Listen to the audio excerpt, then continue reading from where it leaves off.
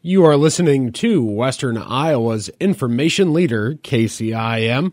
I'm Nathan Cones, here with your midday news for Wednesday, February 14th, 2024. The Kemper Catholic School System invites the public to join them next week for their annual town hall meeting.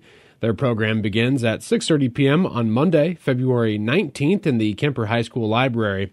Administrators, teachers, and other staff will provide a brief overview of the parochial school's general position, followed by breakout sessions to review facilities planning, academic programming, the school's finances, Kemper's response to education savings accounts, and more. Organizers expect the program to last no longer than an hour. Former, current, and future Kemper families and community members are encouraged to attend. And again, that's coming up on Monday, February 19th at 6:30 p.m. at the Kemper High School Library. The Carroll City Council sparred over several aspects of the fiscal year 2025 preliminary budget prior to its initial approval at Monday's meeting. The nearly 300-page budget includes department proposals, individual fund reviews, tax levy calculations, and more. City leaders found most of the preliminary budget satisfactory, but there were a few sticking points for council members, beginning with the $102,000 ask from the Carroll County Growth Partnership. Several council members wanted to reduce the amount to $82,000 following the end of the retail coach contract, which the City of Carroll helped fund.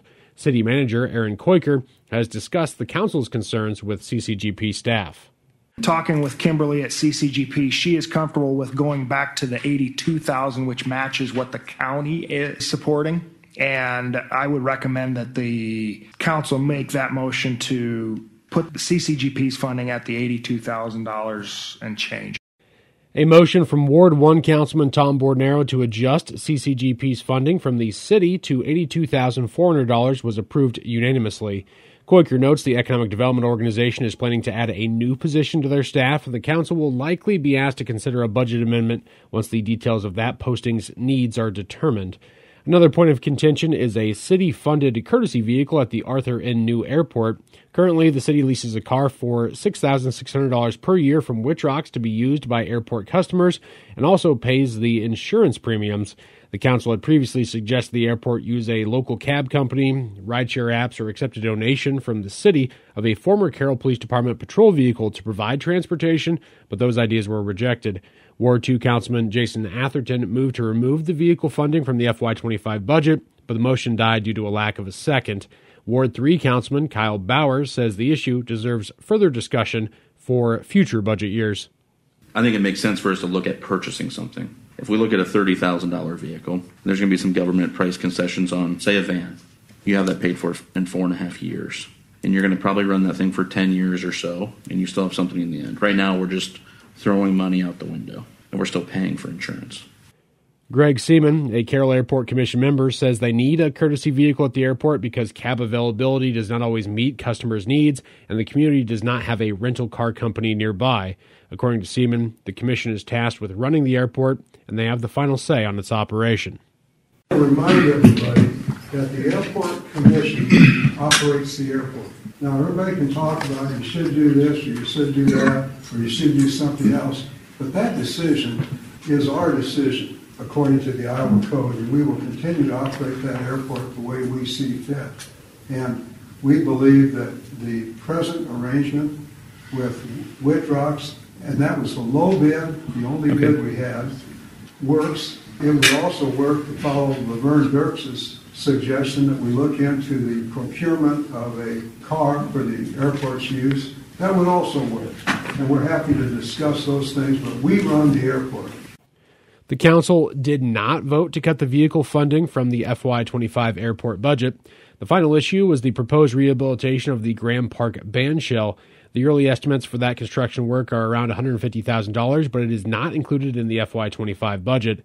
Representatives from the Carroll Historic Preservation Commission have committed to raising $75,000 for the project. They are requesting the city provide the remaining $75,000. The council declined to include that funding until a more solid cost estimate is available. The council voted 5-1, Atherton being the sole nay vote, to approve the preliminary budget. The timeline for final approval includes setting a public hearing on the proposed property tax levy for the March 25th meeting and a hearing on the entire FY25 budget on April 8th, with the deadline to file with the county and the state by April 30th. Video from that budget debate is included with this story on our website. And Manning Regional Healthcare Center is strengthening its efforts to address mental health challenges in rural communities with the addition of Dina Irwin, a psychiatric mental health nurse practitioner, to the MRHC specialty clinic. Irwin is now offering virtual appointments on the first and third Mondays every month to diagnose and treat mental health disorders. Irwin is certified across all ages and provides diagnosis and treatment for various disorders, including anxiety, ADHD, schizophrenia, depressive disorder, and bipolar disorders. In addition to Irwin's services, MRHC's counseling services, led by Holly Scheckinger, cater to patients aged 12 and older, now extending to virtual telehealth appointments. Scheckinger is introducing play therapy for children aged 5 and up, empowering children to express and process emotions, particularly those related to traumatic experience. To schedule appointments with Irwin or Scheckinger, individuals can call 712-655-8100. Referrals are recommended but not required. For more information or to discuss mental health support, patients can contact Senior Life Solutions at 712-655-8262 for those 65 and older, or the Manning Recovery Center at 712-655-2300. And we do need to step away here for just a moment. We'll be right back. We've got more news on the way right after this on KCIM. Some Broncos were born to run. Other Broncos were born to be won. Rope in the riches at Wild Rose Casino and Hotel Jefferson. Earn entries now for the March 29th drawing, and you can drive away in a 2024 Ford Bronco. See Club Wild for details and how you can win even more cash. Rope in the riches, only from Wild Rose Casino and Hotel Jefferson. You'd rather be here. Must be 21 or older. If you or someone you know needs gambling treatment, call 1-800-BETS-OFF. There's never been a better time to pursue a degree in agriculture, and now is the time to apply for scholarships from New Cooperative. We are offering 10 $2,000 scholarships to full-time 2-year and 4-year students pursuing ag degrees. New is also proud to offer the Bob Wallentine Memorial Scholarship, awarding one $4,000 scholarship to an undergraduate student pursuing an ag business degree. Deadline to apply is March 15th. Go to newcoop.com/scholarships to apply today. Welcome back to KCIM's Midday News. I'm Nathan Cohns reporting. The Carroll County Farm Bureau is holding its first annual Grocery Grab event coming up next month during National Agriculture Week. Carroll County Farm Bureau President Jason Nace says we are looking for a fun way to help local organizations while celebrating the agricultural industry as well as its impact on the local economy.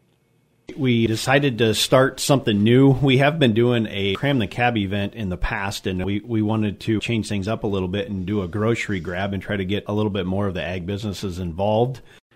The event will be held at Fairway in Carroll on March 21st, where teams of local ag businesses will compete for the championship trophy. Board member Marie Pudens says the primary goal is to achieve as close to a $250 grocery bill as possible with items requested from the local food pantries. Each team will have 2 or 3 people on the team, and only one team member can put items into the cart. On the cart, they have to have at least 10 items that the food pantries want. So then they'll get that list of items like 3 minutes before what they call a heat. And then they have 3 minutes to get all the items. We're giving out 3 different prizes, one for the most decorative cart or costumes, one for the closest to $250, and then the other prize goes out to the team that makes the most money. So whatever you have in the cart, that's what you have to pay for, and we are donating all that to the 4 different food pantries in Carroll County. Nace encourages any business in the ag field to get a team signed up. Pretty much anybody can sign up. We are looking to bring in the ag community together, so ag businesses or even individual farms or whoever that has some relation to agriculture can sign up for this event. They can contact the Carroll home office by phone or by email at carroll.county@ifbf.org. All food or money raised will be divided and donated to the community of concern, New Opportunities, C3 Manning Food Pantry, as well as Coon Rapids Bayard Food Pantry. For questions or to sign up a team, you can call the main office at 712-792-9296 or email carroll.county@ifbf.org. The search is on again for Iowa's best burger. Iowa Beef Industry Council spokesperson Kylie Peterson says there are some simple rules for the annual contest. And so we're accepting nominations, votes from Iowans, anyone that has a favorite Iowa restaurant that serves a 100% real beef burger served on a bun or bread product. Any combinations of ingredients and toppings can be included. This is the 15th year for the Iowa Cattlemen's Association and Beef Industry Council to have sponsored the contest. Peterson says they're going to celebrate that milestone by giving some restaurants a second bite at winning the contest. We decided to let past winners be eligible to be voted for to get into the top 10 and to potentially win the contest this year. So that's new. We always get asked, well, what's the best of the best? And so maybe we'll find that this year. Maybe we'll find another great location here in the state of Iowa that serves a fantastic burger. Peterson says you can nominate your favorite burgers on their website. If you're a restaurant owner that is new to the contest and you want to learn more, you can also go to our website, iabeef.org. We have contest rules, promotional materials that you can use on your social media platforms. And if you're not on the list, you can give us a call. We'll get you added. And if you're a voter and you don't see your favorite restaurant on the list, you can scroll all the way to the bottom. There's a little blank box at the bottom. Just type in the restaurant name and the city of your favorite restaurant and hit submit, and we'll get that nomination as well. The restaurants that win the Best Burger designation see a lot of publicity and often a big boost in business. Flight Bar and Grill in Huxley was last year's winner, and the Beef Industry Council says their sales went from around 250 burgers each month to 415 a month after they won. Peterson says the winner will be announced on May 1st to kick off the Iowa Beef Month. And Iowa 4th District Representative Randy Feenstra joined 213 of his GOP colleagues on Tuesday in voting to impeach U.S. Department of Homeland Security Secretary Alejandro Mayorkas. Feenstra says President Biden and Secretary Mayorkas must end the border crisis today by enforcing our nation's immigration laws, restarting construction on the border wall, and stopping the flow of deadly fentanyl into our communities. It's as simple as that. Instead, under Secretary Mayorkas' watch, over 10,000 illegal immigrants are crossing our border every day. Our Border Patrol agents lack the support that they need to do their jobs, and fentanyl manufactured in China continues to flood our rural communities and take precious lives. I regret that Secretary Mayorkas has failed to uphold his oath of office and protect our nation from foreign threats. For this reason and many more, I voted to impeach him for his dereliction of duty to the American people. This is the GOP-controlled House's second vote to impeach Mayorkas. A February 6th resolution narrowly failed to pass, but yesterday's vote was approved on a 214 to 213 margin without support from Democrats. The other Iowa House delegation members, Ashley Hinson, Marionette Miller-Meeks, and Zach Nunn, also supported the resolution. The impeachment now goes to the Senate, where it is unlikely to gain any significant traction. And that is going to be wrapping up your KCIM Midday News for Wednesday, February 14th, 2024. I'm Nathan Cohns reporting.